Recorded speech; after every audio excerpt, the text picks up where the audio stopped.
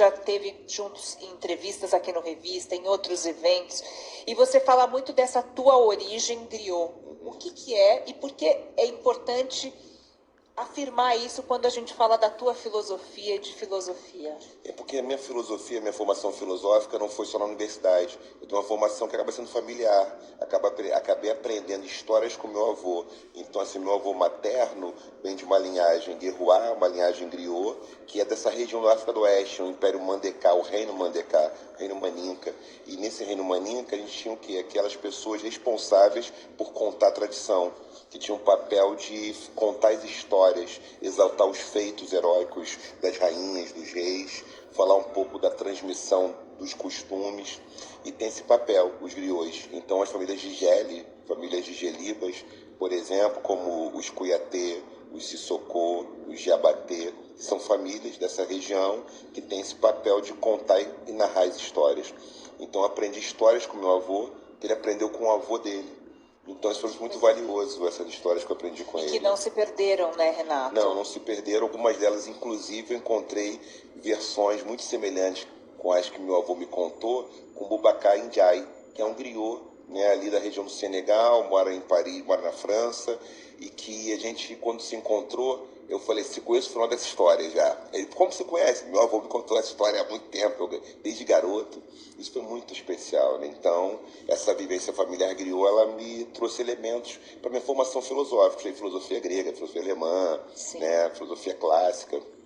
Mas também já tinha uma formação filosófica africana, né, da África do Oeste. Então, essas coisas foram se juntando. E hoje tem mais intelectuais estudando, né, filósofos, filosofias africanas. Filosofia, né, qual o sentido da vida, para onde vamos, aquelas questões que a gente sempre se debruça sobre elas.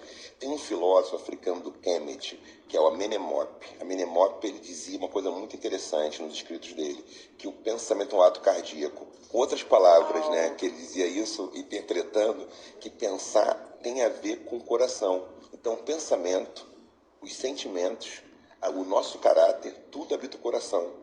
Então, o coração é o órgão pensante. Isso é uma diferença muito forte em relação a outras tradições filosóficas, escolas de filosofia, que o pensamento ele é mental, né? E da mente a gente liga ao cérebro, à cabeça. Isso. Enquanto nessa filosofia kemética, ela está falando que pensar é um ato que tem a ver com o coração. Então, o problema da humanidade, de uma pessoa, é quando ela se fragmenta. O que ela pensa, o que ela sente se separam.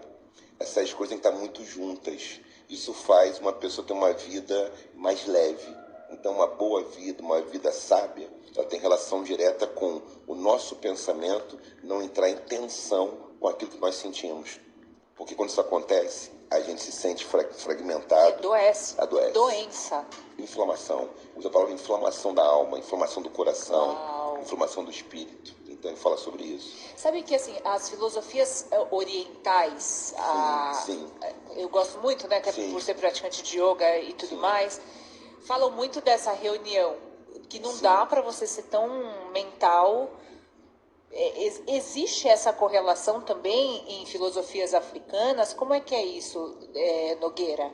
Em relação ao mental, separar essa coisa do corpo, da alma. Tem uma coisa importante, por exemplo, a filosofia da Gara. A filosofia da Gara tem a Sobonfu Somé, que é uma filósofa incrível, que chegou ao espírito da intimidade. Ela fala sobre essa conexão, como essas coisas não estão separadas. E com essa separação, ela é perigosa. Ela nos afasta da gente. Então, ela fala que escutar o próprio espírito, e ela fala da palavra espírito, que em filosofia quer dizer vida. Não pode chamar de vida. Então, ela fala de uma canção do espírito. Uma canção do espírito é o ritmo da vida, um ritmo mais próprio para cada um de nós. Então, é muito importante que as pessoas saibam o seu propósito e elas saibam o que elas podem trazer para a comunidade que elas habitam. Então, todas as pessoas são relevantes, são importantes, todas as pessoas podem trazer algo para a comunidade. É uma mudança fundamental da vida que nós vivemos, que as pessoas são muito mais funcionais. É como é que a pessoa... Outro dia até publiquei nas redes sociais uma frase, acho que foi um pensamento até do Krenak, falando assim, que os homens, né, o homem branco pensa na natureza como um recurso natural. E o indígena pensa, eu faço parte intrínseca disso, eu não tenho um recurso natural. Eu não posso degradar isso aqui, isso é uma parte de mim. eu penso muito, Nogueira, em como essas filosofias, como você está trazendo um pouquinho aqui, uma pincelada para a gente, um pouco de alguns nomes de filósofos africanos, como trazem para a gente uma espécie de cura para uma sociedade que está adoecida. Por que eu falo adoecida? Porque eu leio aqui no Repórter CBN dados de OMS, dados do Ministério da Saúde falando sobre índices de depressão, índices de ansiedade, muitas pessoas sofrendo de burnout no trabalho. E talvez o pensamento mais humano traga para a gente algumas respostas do caminho que a gente poderia traçar, não? Eu creio que sim, tem uma coisa interessante, filosofia Ubuntu, por exemplo. O Mogobe Ramose, que é um filósofo africano, que ele fala que tem um risco na nossa sociedade, e tem outros filósofos falando sobre isso também, como um sul-coreano, o Byung-Chul Han, que é um sul-coreano, que traz um trabalho muito interessante, né? Sociedade do cansaço. O que eles convergem, em certa medida? Que o mercado, ele entrou em recantos da vida que não podem obedecer à lógica do mercado, desse mercado capitalista. Ou seja, a gente não pode transformar os afetos em mercadoria. As relações humanas estão para além disso. Elas têm a ver com compartilhamento, não com trocar uma coisa pela outra. Tanto que aí eu vou para a psicanálise, tem uma frase do Lacan, clássica, do Seminário 8, né? Amar é dar o que você não tem, para quem não quer. Eu acho que eu vi você um vídeo teu falando disso. Que essa é uma frase que parece enigmática, é porque a gente não entrega uma coisa para a pessoa que a gente ama. A gente só pode entregar falta.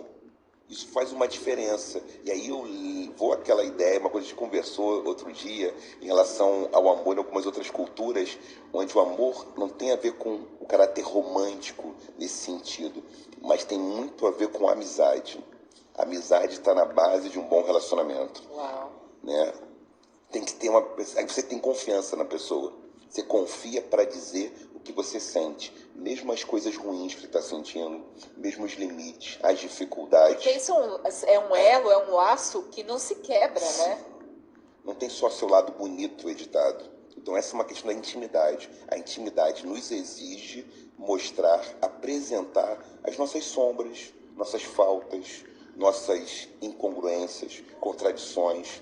E as pessoas ficam numa fantasia narcísica, que tem a ver com essa sociedade, que você tem que ser perfeito para estar com alguém, para ser amado por alguém. E aí essa validação passa por muita perfeição, por muita fantasia de perfeição, que não tem perfeição. E não há problema, mas pode ter justamente a sua humanidade apresentada. O que você pode, o que você não pode. E aí a relação sai daquela chave de apresentar a da fraude ou do favor. Você não promete a lua. Você promete que você pode dar aqui a companhia para contemplar a lua. Então é outra coisa. Pode ser prometida. Gente, esse é o Renato Nogueira. Faz total sentido. É o Renato Nogueira com a gente aqui.